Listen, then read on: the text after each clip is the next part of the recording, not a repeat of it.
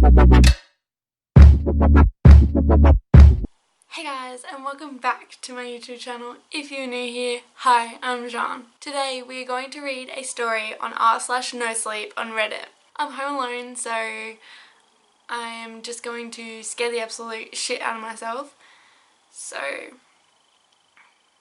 that's going to be great. I think it's a pretty long one, so we should stop wasting time and get on with the video. It's titled, I Think My Daughter is Raising the Dead. Grace was always a troubled child.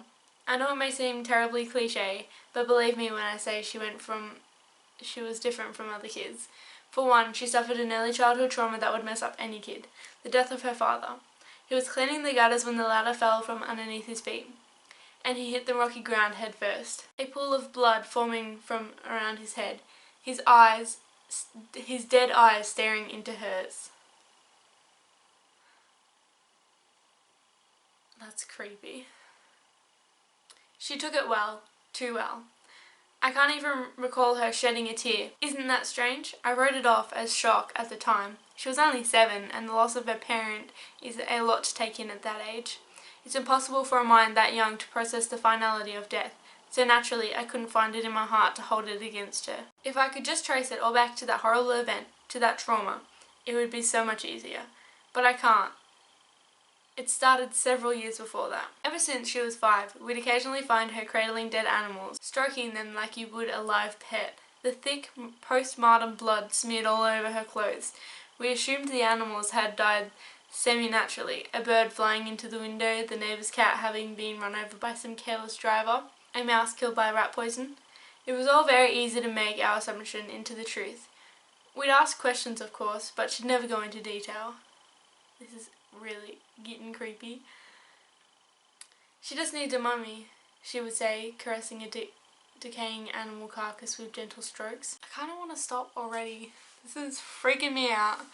I get so scared so easily, but we will proceed. I'd lie if I said it didn't creep me out. I mean, who wouldn't be bothered by an adorable blonde little 5-year-old, blood smeared all over her white Sunday dress, cuddling a rotting carcass with a smile on her face? But as a parent, it isn't surprising to what lengths you'll go just to avoid acknowledging that there's something wrong with your child. You'll just brush it off as a phase or a simple lack of understanding and move along with your day. After the death of Simon, her father, things took a turn for the worse. She would act out, call me horrible names, smash everything in her room, and I mean smash like into fragments, throw knives at our dog, thankfully she always missed, and generally be a little psychopath.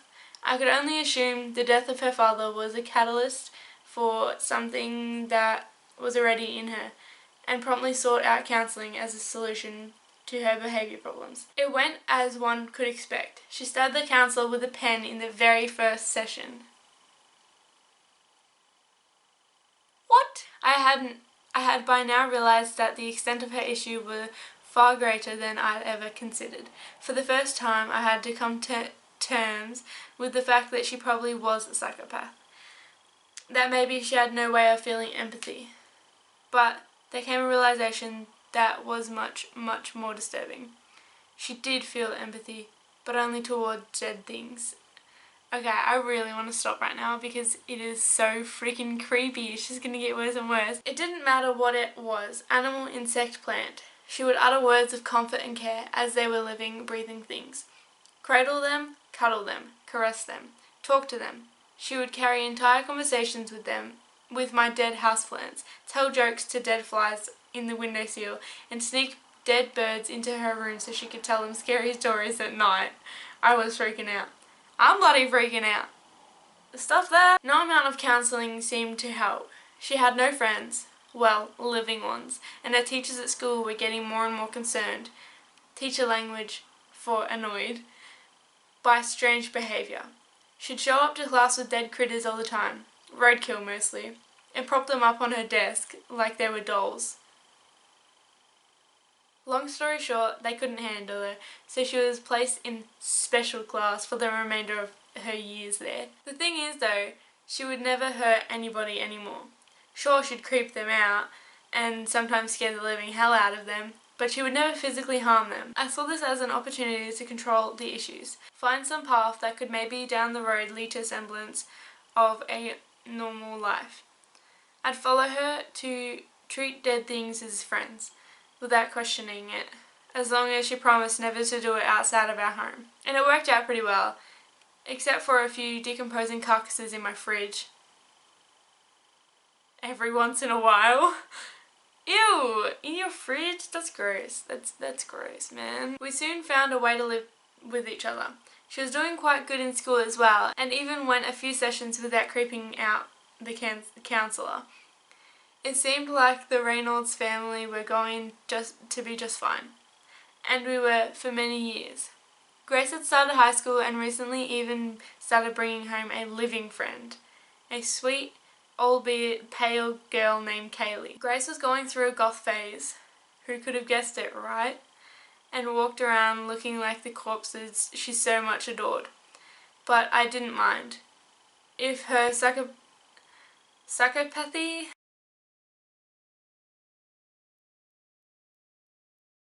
I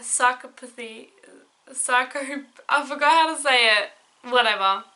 You know that word. I'll put on the screen, this word, yeah. Psychopathy. Could stay manifested in something as innocent as that, I was all for it. For the first time, I felt like everything was close to normal. A normal, angsty teenage daughter. A normal, messy house, almost void of dead animal carcasses. A normal working mum. But then everything changed. Of course it did.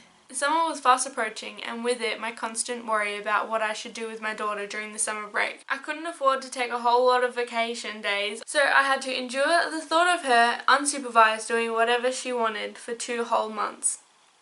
I don't mind telling you, it scared the hell out of me. Last summer, she just up and disappeared for a whole week. I even got the police involved, but she eventually turned up unharmed, sitting in the garden, holding on to the dead body of a fox. Okay. We had a long and pretty heated conversation then, and she reluctantly agreed to never do anything like it ever again. But could I trust her? Hell no.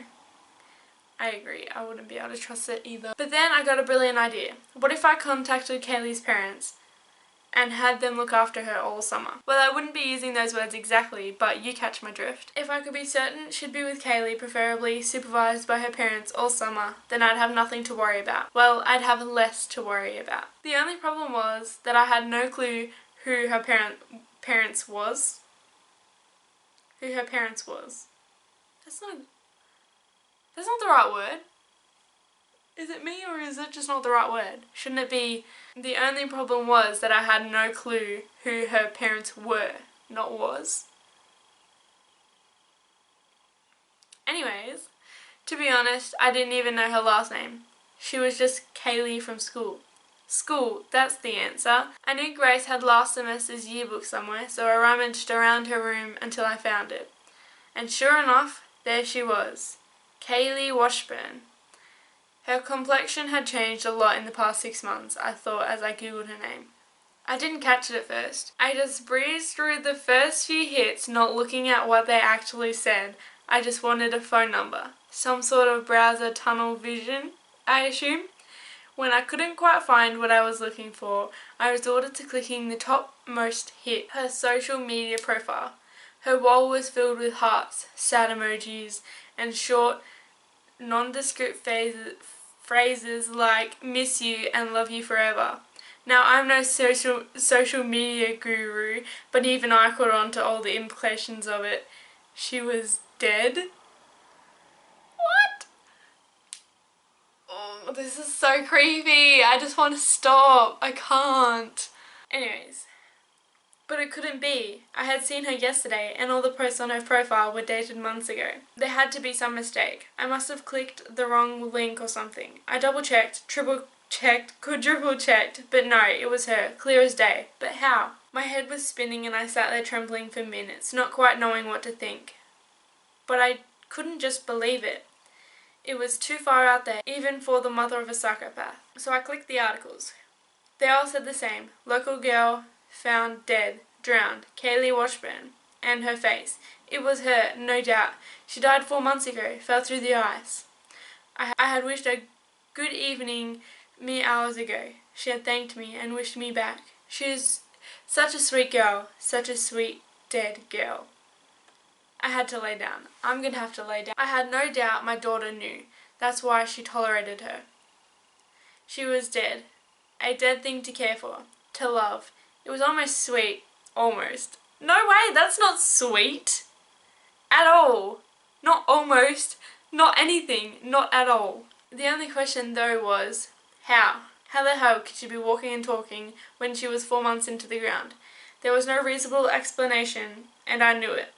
But I had to find out from the one person who knew. Grace. I waited for her in the living room, sitting for hours, biting my nails, imagining how the conversation would go, hyperventilating every once in a while, constantly checking my phone to see if the articles were still there, on the off chance that I was completely bonkers. And then the door opened. I stood up nervously and paced towards it. This is gonna get scary.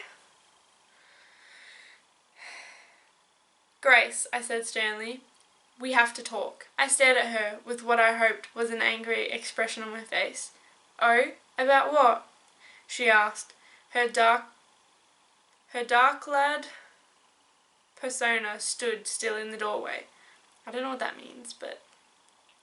Kaylee, I said, my voice now trembling, I know she's not real.